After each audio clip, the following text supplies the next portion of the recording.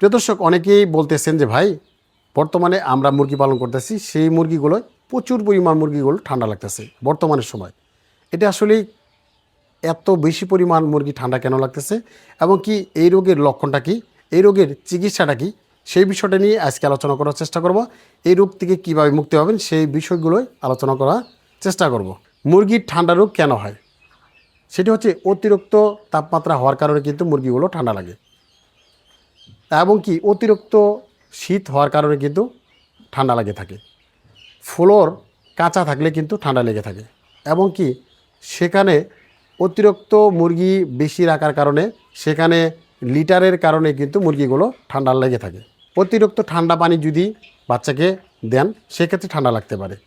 ঠান্ডা রোগের লক্ষণটা কি, সেটি হচ্ছে ঝিম ধরে বসে থাকবে, মানে আপনি মুরগি পালবেন এক জায়গায়, অন্য সাইডে যে ঝিম ধরে বসে থাকবে এবং কি মুরগিটা ধীরে ধীরে ধীরে ধীরে খাবারগুলো বন্ধ করবে, মানে আজকে খাইতেছে 10 গ্রাম, কালকে খাইতেছে 5 গ্রাম, তারপরের দিন খাইতেছে 2 গ্রাম, মানে একেবারে এক সময় খাইতেছে না।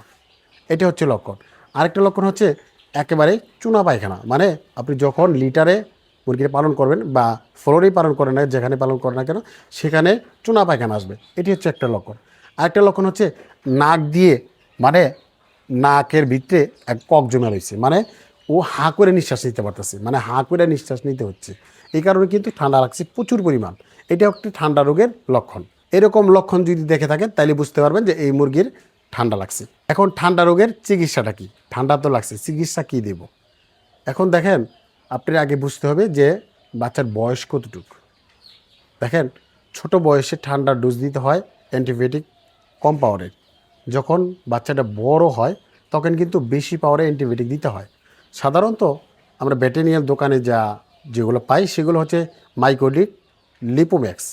মানে এগুলো যদি হালকা ঠান্ডা থাকে সেক্ষেত্রে দিলে আপনি কিন্তু সেটা সুস্থ হবে। কিন্তু যখন মুরগির বড় সাইজ হবে বা মুরগির ঠান্ডা বেশি লাগবে সেক্ষেত্রে কী দেবেন, সেক্ষেত্রে দিতে হবে আপনার এটিবেট, রেসপিরন, রেনামাইসিন, এই 3টি ওষুধ অবশ্যই দিতে হবে। প্রিয় দর্শক, আমার হাতে যেটি দেখতেছেন এটি হচ্ছে এটিবেট, এটি দেখতেছেন রেসপিরন, আর এটি দেখতেছেন ড্রেনামাইসিন।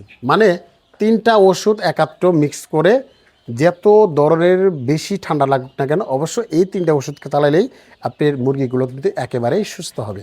এটি শুধু বেশি পাওয়ারের ওষুধ, মানে অতিরিক্ত ঠান্ডা লাগছে। দেখেন, একটা জিনিস মনে রাখবেন যে মুরগির ঠান্ডা যদি 4-5 দিনে, মানে 3 থেকে 4-5 দিনের ভিতরে যদি হয় এই ওষুধ চালাইলে কিন্তু আপনি সেটা ভালো কাজ করবে। হ্যাঁ, একটা আছে না লিপোম্যাক্স, মাইকোনিট, এটা কিন্তু হালকা ঠান্ডার জন্য, আর এই 3টা কিন্তু বেশি ঠান্ডার জন্য। এটা আপনি বুঝতে হবে। হ্যাঁ, সেক্ষেত্রে আপনি বেশি যা ঠান্ডা লাগছে সেটাগুলো এই ওষুধগুলো 3টাই ব্যবহার করবেন। লিপোম্যাক্স, মাইকোনিট এগুলো কম ঠান্ডার জন্য। আর এই ওষুধ কীভাবে ব্যবহার করবেন, অনেকই প্রশ্ন। এগুলো হচ্ছে, এটি হচ্ছে পাউডার, মানে রেনামাইসি হচ্ছে পাউডার, এটি 1 গ্রাম 1 লিটারে। আর এগুলো হচ্ছে লিকুইড, মানে লিকুইড, এটি 1 লিটার পানির মধ্যে 1 মিলি ওষুধ দিতে হবে। এটি দেখেন, এই দোনোটাই কিন্তু লিকুইড। হ্যাঁ, তো এইটা আপনি 1 লিটার পানির মধ্যে এটার 1 গ্রাম দিতে হবে, এটা 1 মিলি দিতে হবে, এটার 1 মিলি দিতে হবে, মানে 1 লিটার পানির মধ্যে আপনি 3টা ওষুধ মিক্স হবে। এটি কিভাবে চালাবেন, একটানা 5 দিন পর্যন্ত চালাবেন। যখনই পানি শেষ হবে তখনই আবার নতুন করে পানি ফালাই আবার নতুন করে দিবেন। অনেকে বলতেছেন যে পানি কয় ঘন্টা পরে পরে চেঞ্জ করে আবার ওষুধগুলো দিব। সেক্ষেত্রে আপনার সর্বোচ্চ 8 ঘন্টা পর্যন্ত এই ওষুধ পানিগুলো রাখতে পারবেন। আবার ওই 8 ঘন্টা পরে পানিগুলো যদি না শেষ করতে পারে সেগুলো ফেলে আবার নতুন করে আবার ওষুধগুলো আপনি দিবেন। এখন অনেকে বলতে পারেন যে ভাই 1 লিটার পানির মধ্যে দিলাম, আমার তো মুরগি ভাই 1000 মুরগি রয়েছে, 500 মুরগি, 300 মুরগি রয়েছে, আমি কি 1 লিটার পানি দিব? ভাই, আপনি যে কয় লিটার পানি খায় ওই হিসাবে আপনি কিন্তু ওষুধগুলো দিতে হবে। প্রিয় দর্শক, এগুলো কিন্তু অনেক ভালো মানের ওষুধ, আপনি চাইলে কিন্তু এগুলো ব্যবহার করে আপনি নিজে ফলাফল পেতে পারেন। আজ থেকে 10-12 বছর ধরে আমি এই খামারে যুক্ত রয়েছি, আর এগুলো দিয়েই আমি চিকিৎসা করে থাকি। আমার অভিজ্ঞতা অনুযায়ী কিন্তু আমি এই ওষুধের নামগুলো বললাম, আপনি চাইলে কিন্তু এগুলো ট্রাই করে দেখতে পারেন। ইনশাল্লাহ আপনার মুরগিগুলো অনেকটাই সুস্থ হবে।